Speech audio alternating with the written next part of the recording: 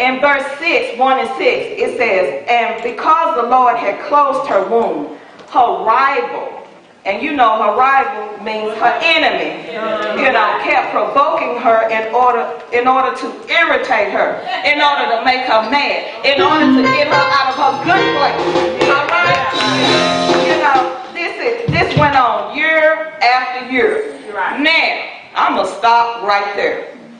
How many of us, now we just don't keep it real, you want something only God can give you, and then, people know that you don't have it, you're longing for it, and they picking at you.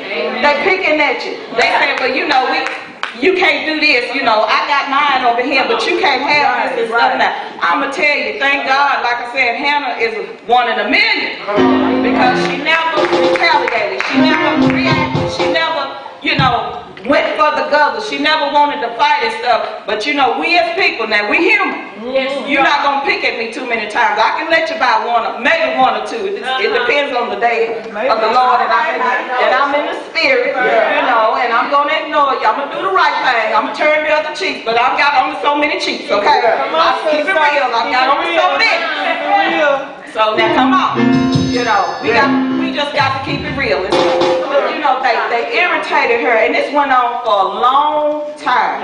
But poor Hannah, she kept her composure, and she kept praying and looking to God. Now she may have been bitter inside. She was feeling empty inside. She was feeling incomplete inside, but she still hung on to praying and talking to God.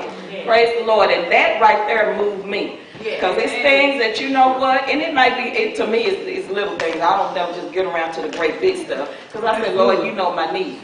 You know my need. You know my wants. You know my desires. But Lord, I thank you for what I do have, because it could be worse. But she just kept on. And it says, whenever Hannah went up to the house of the Lord, her rival provoked her till she wept and would not eat. The poor child lost her appetite for her meat. She got depressed. She got oppressed. She got repressed. She got every kind of press it was. I was reading this, and I hadn't read it in a long time. I said, poor Hannah. Lord have mercy. Jesus, help her, Lord. Help her, Lord. Help the Hannahs today, Lord. But her desire was to have a child. Now, I was looking at TV yesterday morning, and I said, well, you know what, I'm going to give this little testimony too. I want you to know, I was looking at the Health Channel about 6:30, and after that, this woman and her husband was trying to have a child. Now, she had tumors because of fibroid tumors and stuff. She wasn't able to have anymore, but she had got remarried and everything, and she was trying her best to have a child, spending up all their money. She spent up all their money. So she took on an extra job, and her husband took on an extra job. He was a firefighter.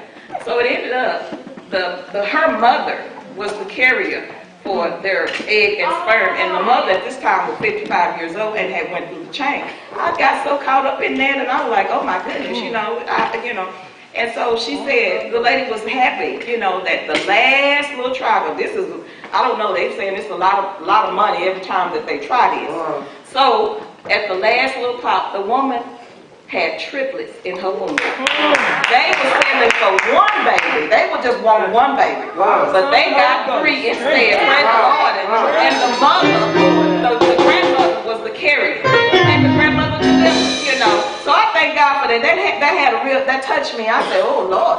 I said, honey, I hope Cam could have her. I said, cause baby, I ain't finna carry that. I said, God bless her. I'm just always into the TV and stuff. I like the little TV, y'all. So y'all just have to look at it. But we're gonna go back to Hannah. And I just want to say that because that was so moving and stuff. I like TV like that. And she even made a promise to the Lord, asking that if he would look upon her servant's misery and remember her, and not to forget her, and give her a son, she would give him back. Now the priest Eli notices her, and he doesn't think that she is praying, because all he sees is her lips move, but no sound is coming out. So obviously she was trying to pray and keep her prayers between God and herself. At that moment, Eli misinterprets everything taking place and thinks she is drunk. Now, that's not, I said, well, now how did he even think